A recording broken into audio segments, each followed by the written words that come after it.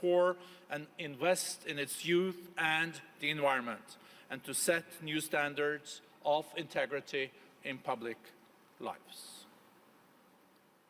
Pakistan's ability to emerge from hardship stronger than before is the testament to the remarkable resilience of its peoples. Based on this, it is my great honor, Mr. Prime Minister, to welcome you here to the lectern. Thank you.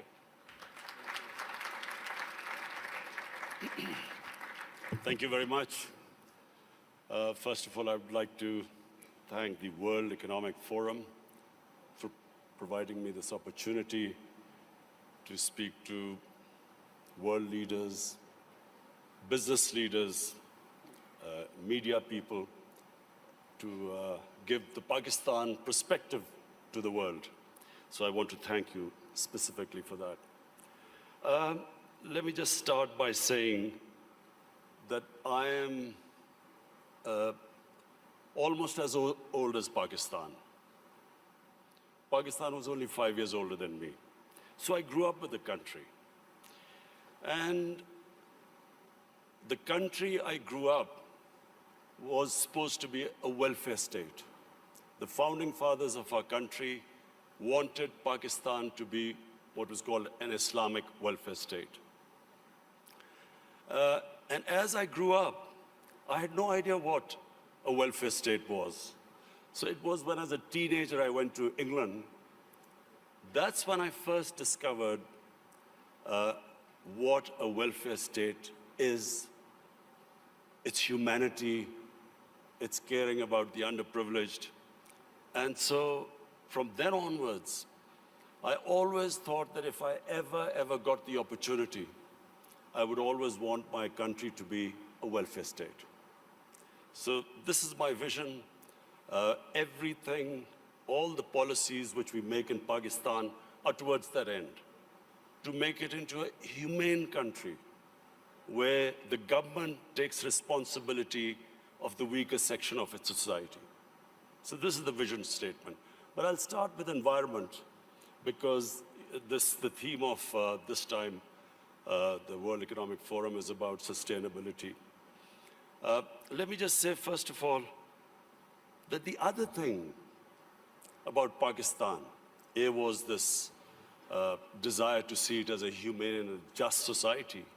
But the other thing was, as a child, I fell in love with the wilderness of Pakistan, the mountains of Pakistan. All our summer holidays were spent in the Himalayas.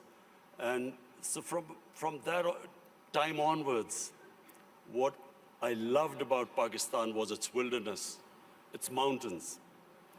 And so,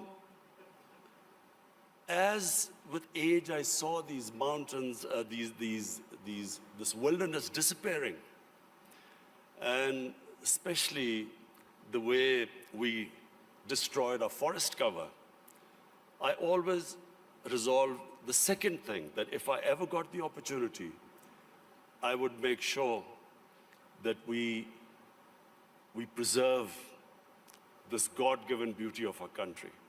And we start a reforestation campaign. So in 2013, my party won an election in one of the provinces, which was the former northwestern western province called Pakhtunkhwa. And that's when we started one of the most ambitious campaigns to plant 1 billion trees in 4 years. And against all odds, we did it. No one expected it to happen, but we involved the local communities. We first made them understand how important trees were for the future. We made the people understand that Pakistan was very vulnerable to climate change. And we appealed to the people. We involved women in the mountainous areas to grow nurseries. And it became one of the most successful campaigns in our country's history of forestation. So we planted 1 billion trees. So when I became the Prime Minister, I resolved that we would plant 10 billion trees in Pakistan in the next 4 years. And this is now our objective. We are the experience we learned from the KP province, we are now using that experience to grow these nurseries, involve local communities, especially involve women, because they were very good in planting, developing and planting nurseries. So, why is it important for us to grow trees?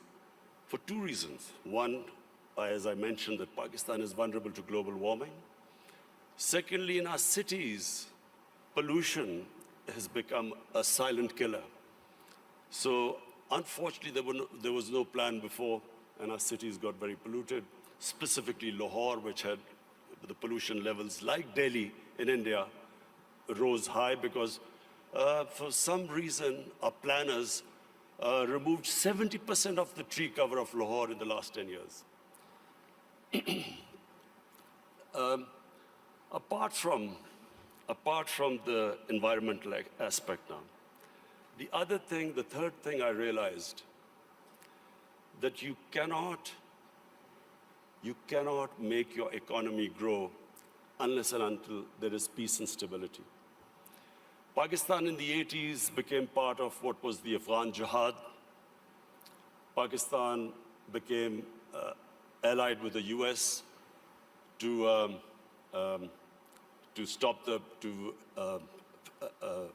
fight for the freedom in Afghanistan from the Soviets. We had militant groups in Pakistan trained to do guerrilla activities in Afghanistan. Once that ended, once the Soviets left, we were left with the militant groups, and Pakistan suffered the consequences. First time ever we had militant groups in Pakistan. We had sectarian groups. We had this called the Kalashnikov culture. We had drugs coming into the country. And that was a watershed in Pakistan. Things started going wrong when, and as I repeat, for economy, you need stability. You need peace and order. So if you have armed militias in your country, that became one of the impediments on economic growth. Come 9/11, we again joined the US in its war on terror. This time, the same militant groups that were created, Pakistan was required to disarm them. So again, we went through this process. 70,000 Pakistanis died in it. And of course, what was hit was economic growth. And then the image of Pakistan, a dangerous place in the world. So when I assumed power, I decided, my government, now onwards, Pakistan will only partner another country in peace. We would not become part of any other conflict. We would not join any country in its conflict. And since then, we have played our part. We have tried to ease tensions between Saudi Arabia and Iran. Most reserves which would have lasted about a month. Since then, I must pay tribute to my economic team. And of course, we took very tough decisions. I have been in public eye for 40 years, but the sort of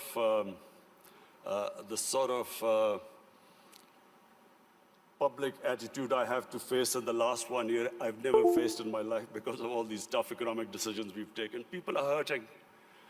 Naturally, when you do stabilization, you